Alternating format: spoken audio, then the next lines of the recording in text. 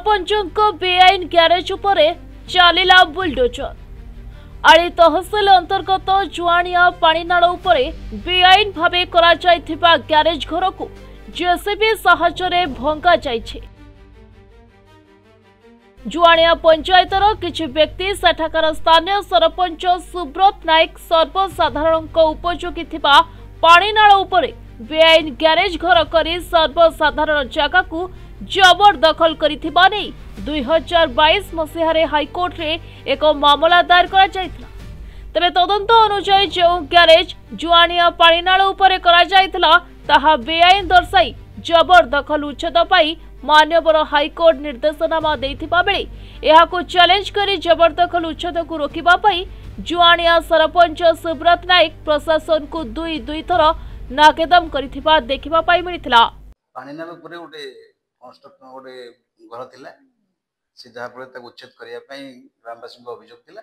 से अभियोग जुआनिया ग्राम पंचायत किसी लोक अभियोग थिला।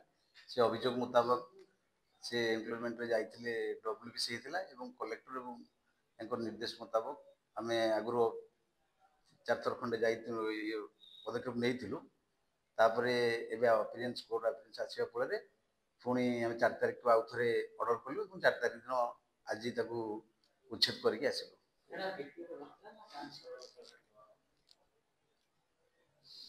एटा गोटे मार्केट कॉम्प्लेक्स हेतिला।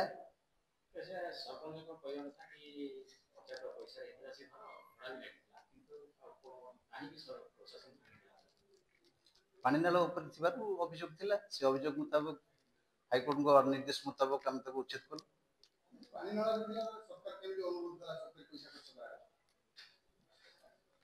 सेटा ब्लॉक तरफ से विषय में संपूर्ण जानी जो प्लॉट रे घर अछि से प्लॉट हाईकोर्ट स्टे ऑर्डर बंद अछि किंतु जो ने वर्तमान स्टे ऑर्डर नै स्टे ऑर्डर थिला स्टे ऑर्डर वैकेंट हे जेछि ता ऊपर सुप्रीम हाईकोर्ट को निर्देश भांगिया पे निर्देश आसीयो हम भांगी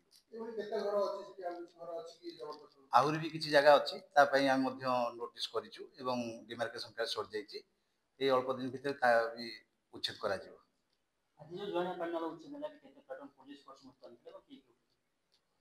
सेठी 4 प्लाटून पुलिस थिले।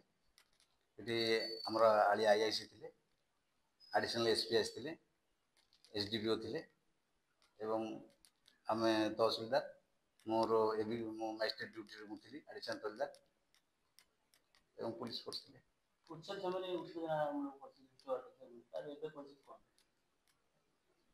हम तो ठीक भाव में उच्छेद करते आसलु। वर्तमान परिस्थिति कौन कहीं खबर आसी तेरे गत मंगलवार बड़ी भोर 5टारू केन्द्रापड़ा जिला प्रशासन चढ़ाऊ करी जुआनिया स्थित बेआईन ग्यारेज घर को जेसीबी जोगे भंगा जाई उच्छेद करा जायथिला। तबे उच्छेद बेले सामान्य उत्तेजना मध्य देखा देइथिबा बेले पुलिस एहाको नियंत्रण करिबारे सक्षम होइतिला। तेरे उच्छेद समय जिला अतिरिक्त आरक्षी अधीक्षक समेत एसडीपीओ क्षमासागर पंडा आली बीडीओ तथा भारप्राप्त तहसिल नियोजित अधिकारी अविनाश विश्वजीत सेठी अतिरिक्त तहसिलदार मानव स्वाई सहित आली राजकनिका और पटामुंडाई थाना अधिकारी समेत मोट 5 प्लाटून पुलिस फोर्स मुतयन थिले। केन्द्रापड़ारू सत्यरंजन सिंह रिपोर्ट प्रतिदिन।